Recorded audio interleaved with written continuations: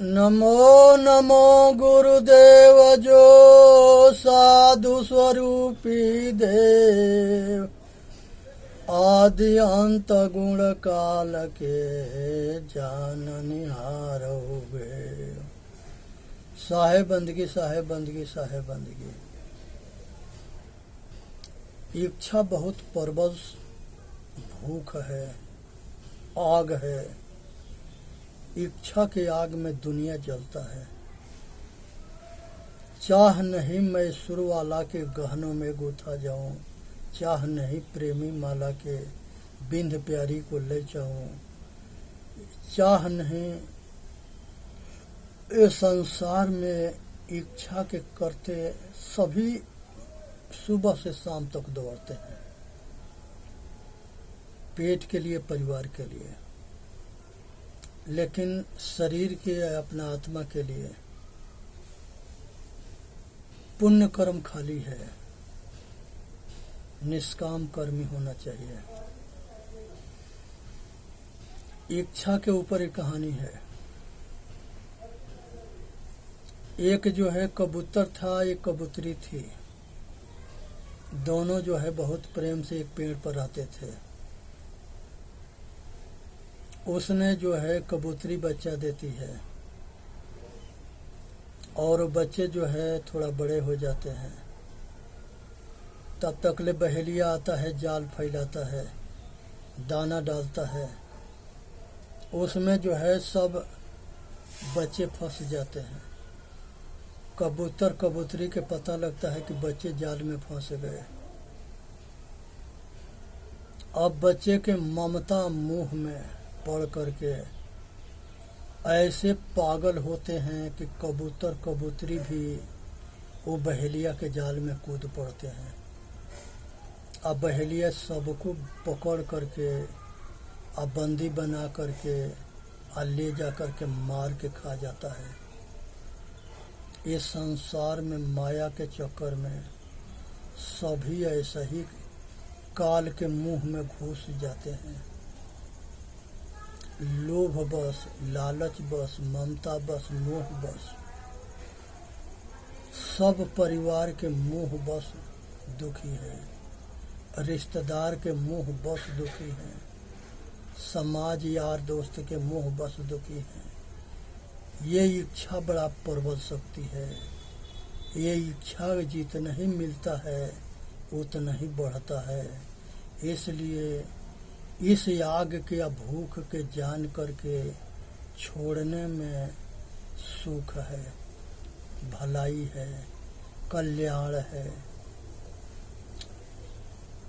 गोधन गज धन बाज धन यवर रतन धन खान, जब आवे संतोष धना सब धन धोरी समान। जब संतोष होगा तब सुख शांति मिलेगा, नहीं तो इच्छा के आग में जलते रहोगे। आज जरूरत है कि ये इच्छा के आग से बचने के, इसी में मानव जाति का हित है। इसी तरह से जो है चिंता है। चिंता से चतुराई घटे कि दुख से घटे शरीर, पाप से धन लक्ष्मी घटे यो कथि कहीं कबीर। चिता एक बार जलाती है, चिंता जो है जीवन भर जलाती है। इसलिए चिंता को जानो और ये दोनों से बचने का प्रयत्न करो। मनुष्य चिंता जिसको हो जाता है उसके देह पर रूहानी न चढ़ता है, वो हमेशा चिंतित रहता है और शोकाकुल रहता है। इसलिए चिंता बहुत बड़ा शत्रु है। इच्छा के आग में मत जलो, चिंता के आग में मत जलो। ऐसा ही एक आशा देवी है, इंतजार, अनहोनी के कामना करके और उसके पूर्ति के लिए इंतजार करना। मनुष्य से जो आसानी से प्राप्त हो जाता है वहीं वहीं पर रहना चाहिए। ऐसा ऐसा चीज़ की इच्छा आशा ना करे जो कभी पूरा ना हो, पूरा के चक्कर में ना पड़े। आज तक दुनिया में किसी के भोग से पूर्ति ना पड़ा है, धन से पूर्ति ना पड़ा है, बल से पूर्ति ना पड़ा है, विद्या से पूर्ति ना पड़ा है, सब आग में जलते रहते हैं। आज जरूरत है कि मनुष्य जो है अपने इंद्रियों के दमन करे, मन के समन करे और चित्तवृत्ति के निरोध करे, अहंकार से होकर रहे। सब कुछ में सुख शांति इसी में है। कलयुग जो है काल के युग है।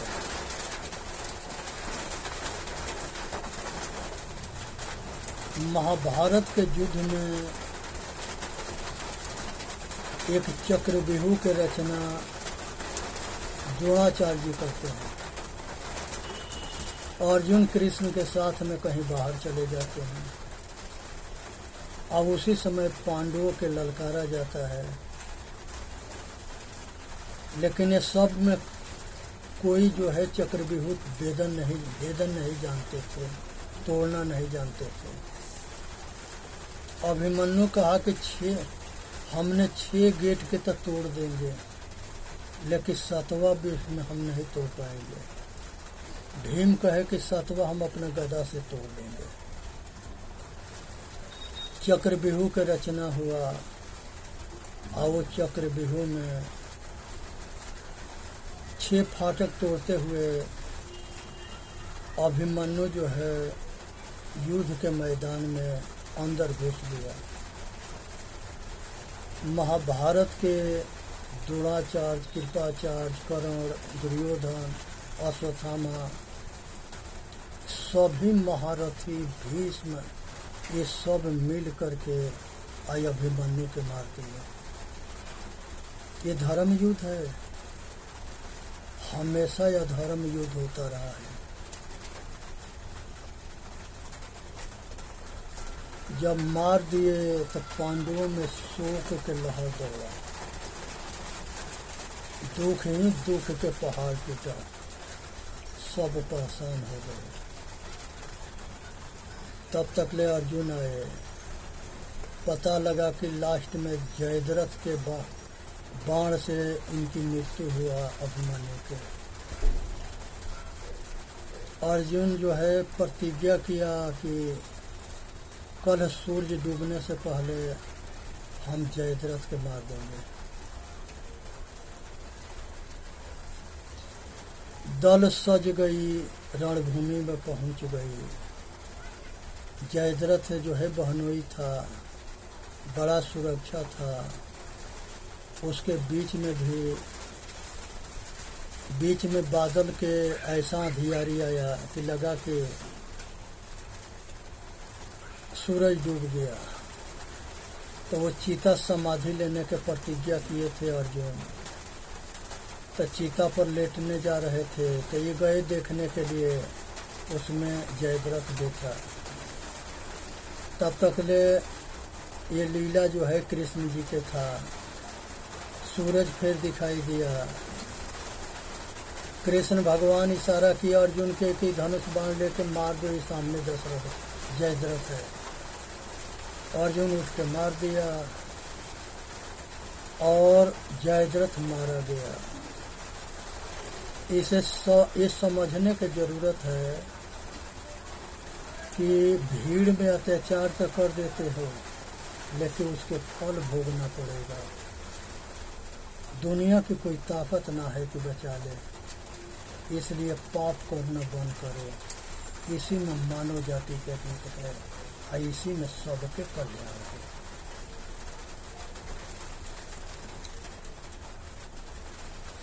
ये द्वापर में जो है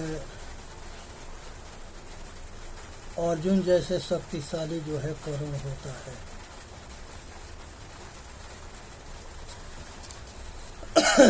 कर्ण महान योद्धा होता है। कर्ण के पिताजी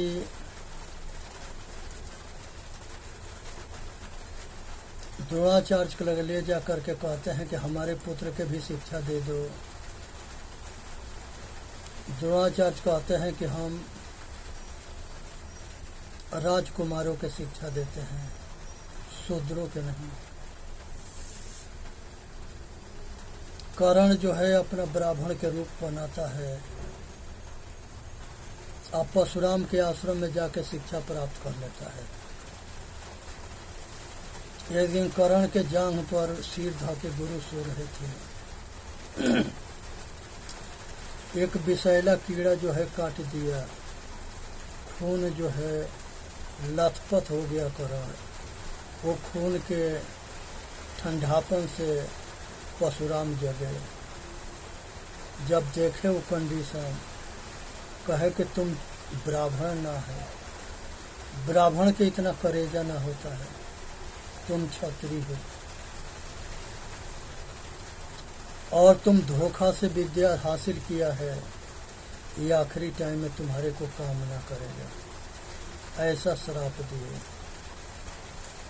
कर्ण जो है उसके पहिया धंसता है, निकालने जाता है, तब लास्ट में उसके बुद्धि काम ना करता है, ना उसके बाण काम करता है और कर्ण मारा जाता है। तो ये नया नहीं, पहले से धोखा के मार होते आया है।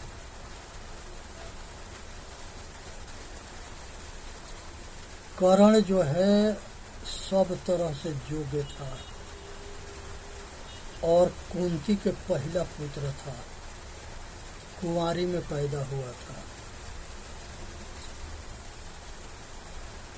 समाज में ये बात को छिपाया गया था, बाद में पांडव भी जाने, लेकिन तब तकले सब घटना घट चुका था। तो इसलिए जो है कुछ पता ना है कि कब कौन के साथ अगर हम गलत बर्ताव करेंगे तो वो कहीं अपना ही ना निकले। इसलिए सबके हित के ध्यान में रख करके काम करो, इसी में मानव जाति के हित है।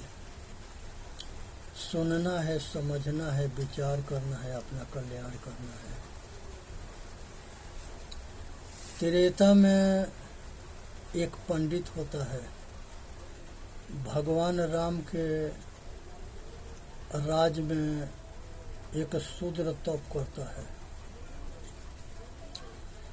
वो तप से पंडित देख लेता है, उससे जलन होता है, अपने लड़का के बेहोश कर देता है। राजा राम से कहता है कि तुम्हारे राज में कोई पापी जो है तप कर रहा है, जिसकी वजह से हमारा लड़का मर गया। पंडितन से सब ही डरते थे और वो पंडितन के बात काटने के नाम मानने के साहस किसी में न था। यहाँ तक ले कि राम भी धनुष बाण लेकर के खोजने चल दिए कि कौन शूद्र से तप कर रहा है। पंडित जानता था, वहीं भेज दिया। वहाँ तप करते हुए जो है देखा राम, तो उसको जो है ये धनुष बाण से मने किए कि तुम तप क्यों करते हो, शूद्र के तप करने के आदेश न है। शंभु कहता है कि हम महात्मा है, हम जाति से मजहब से ऊपर उठे हैं, हम तप कर सकते हैं, ब्रह्म को जान सकते हैं, ब्रह्मवादी बन सकते हैं। लेकिन राम नहीं माने, उसको मार दिए, शंभु के वध हो गया। इधर पंडित जो है धीरे से इशारा कर दिया, उसका लड़का उठ के बैठ गया। तो ये पंडित जो है जब राम के मूर्ख बना सकते हैं तो ये दुनिया में सबके मूर्ख बना सकते हैं। जेंगा जज होता है, झूठ के साँच कर देता है और साँच के झूठ कर देता है, ऐसा ही पंडित होता है, झूठ के साँच करके दुनिया में फैला देता है और साँच के झूठ बना के दुनिया में फैला देता है और सब मान भी जाते हैं। साँच कहे जग मारल जाई, या झूठे कहे जगपति आई, ऐसे जो है होता रहता है। संसार के अंदर जो है आज जरूरत है, आज कलयुग चल रहा है। कलयुग में जो है एगो भोले बाबा हुआ है। हाथरस में एक घटना घटी जिसमें 122 औरत बच्चे मर गए और सबको छोड़ के वो बाबा भाग गया। अपार दौलत इकट्ठा किया है, अपार अत्याचारी है, अधर्म के आड़ में कुकर्मी है, पापी है, दुष्ट है, शैतान है। ऐसे आसाराम बापू है, राम रहीम है, रामपाल है, सैकड़न बाबा जेल में है। कहते थे कि शराब देंगे तो ये हो जाएगा, वो हो जाएगा। मोदी कहता है कि तुम्हारे शराब से हमारा बाल भी टेढ़ा ना होके करके दिखाओ। सबके सजा में डाल रखा है। आगे जो है जो डर गया वो मर गया।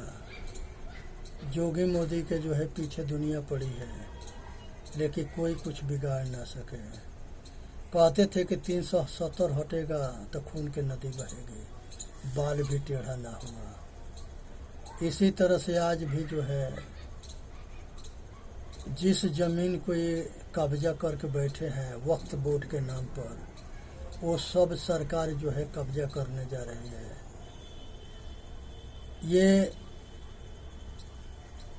ये सब के कांग्रेस पार्टी जो है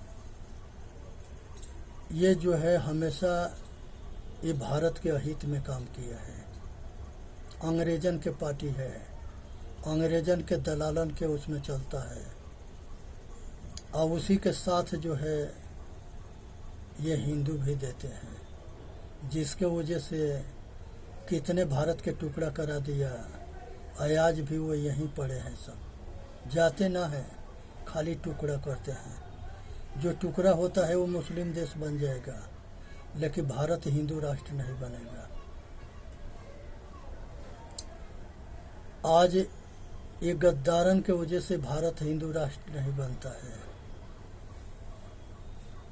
एक कानून जो है खराब होने की वजह से जो दोषी होता है वो बाहर घूमता है और निर्दोषी जो होता है वो सजा पाता है।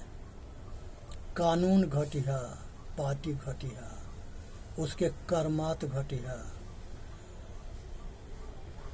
ये जो है बहुत ऐसे नेता हुए जो बांट बांट के देश दे दिए। ये राजा के बपौती राज ना होता है कि वो राज को कभी कुछ भी कर दे। जनता राजा चुनता है, बनाता है। राजा के हित में राजा काम करता है तब वो राजा रहता है। अगर राजा के अहित में काम करता है तो जनता उसको उखाड़ फेंकती है। सबसे बड़ा राजा जनता है, इसलिए जनता के हित में राजा सेवादार बन के काम करता है तो वो कामयाब रहता है। और जब राज के अपने बपौती समझता है तो वही जनता उसको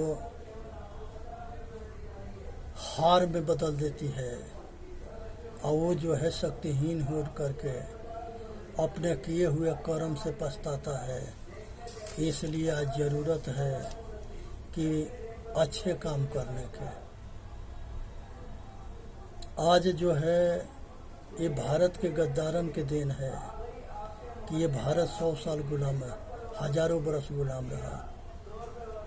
उसमें भारत के संस्कृति खराब किया गया, भारत के राष्ट्रीयता खराब किया गया, ये भारत के टुकड़े टुकड़े किए गए जातिवाद में, मजहबवाद में, नीच ऊंच में, भगवानवाद में, इस सब में बांट करके इसको तोड़ा मरोड़ा गया। आज जरूरत है कि ये सबसे ऊपर उठ करके अपना कल्याण करने के, इसी में मानव जाति के हित है। सुनना है, समझना है, विचार करना है और अपना कल्याण करना है।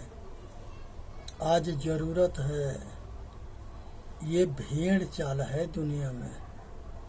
एक शेख सिली नाम के एक नौकर जो है था, एक सेठ जो है एक घड़ा घी खरीदा मार्केट से। उसको एक नौकर चाहिए जो उसके घर तक ले वो घड़ा के पहुंचा दे। शेख सिली जो है दो पैसा के लेकर के और वो जो है वहाँ पर भाड़ा पर जो है घड़ा लेकर के चला, तो मन में कल्पना करने लगा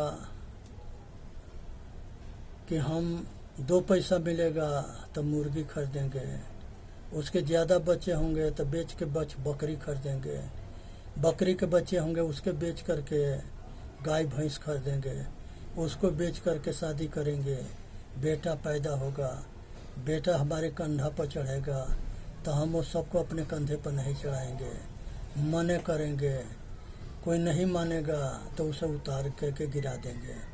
जैसे गिराने के लिए अपना मूड़ी को झांटा, तले घड़ा गिर गया और घड़ा फूट गया।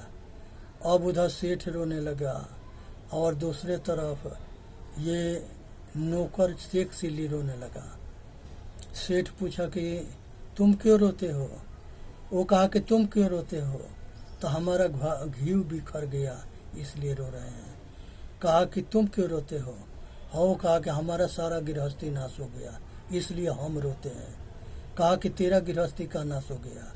कहा कि हम सपना देख रहे थे कि 2 पैसा मिलेगा तो उसे मुर्गी खरीदेंगे, सब मुर्गी के बेच करके बकरी खरीदेंगे, सब बकरी के बेच करके एक गाय भैंस खरीदेंगे, फिर शादी करेंगे, फिर बच्चा होंगे, फिर वो बच्चे के जो है कंधे पर घुमाएंगे, जो ऊपर जबरन चढ़ेगा तो उसे गिरा देंगे।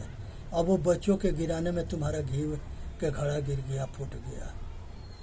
कहा कि तुम्हारे जैसे नौकर मिलेगा तो हमारे बर्बादी हो जाएगी। वीडियो के लाइक करें, सब्सक्राइब करें, अपना कल्याण करें, इसी में मानव जाति के हित है। सुनना है, समझना है, विचार करना है, अपना कल्याण कर